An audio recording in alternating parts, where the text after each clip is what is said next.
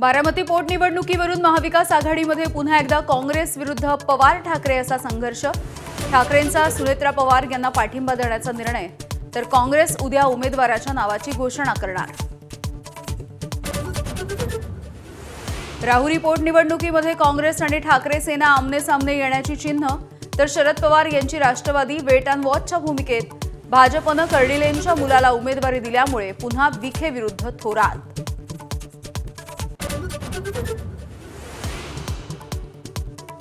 बोंधू अशोक कराडच्या काळ्या कारनाम्यांची पोलखोल सुरू। गुंतवणुकीच्या नावाखाली कांदा व्यापाऱ्याला 85 लाखांचा चुना।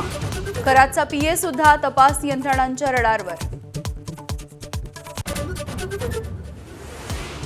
खरात प्रकरणानंतर नाशिक पुन्हा एकदा हादरलं। तथाकथित पत्रकार रवींद्र एरंडे याच्या टॅबमध्ये 87 अश्लील व्हिडिओ समोर आल्यामुळे खळबळ। 100हून अधिक महिलांच्या लैंगिक शोषणाचा संशय।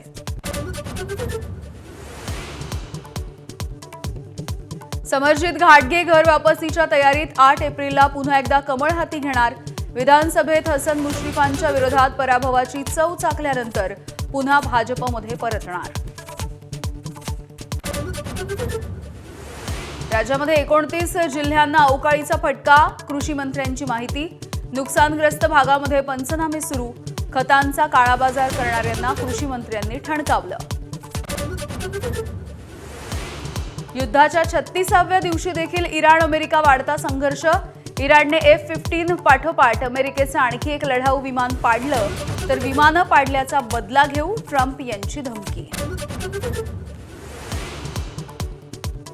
आणि माझा कट्ट्यावरती बोलताना अंधश्रद्धेवरती सत्यपाल महाराज यांचा कडाडून प्रहार। भोंदूगिरीच्या आहारी न जाता तुकडोजी महाराज आणि गाडगे बाबांच्या विचारांवरती चालण्याचं आवाहन।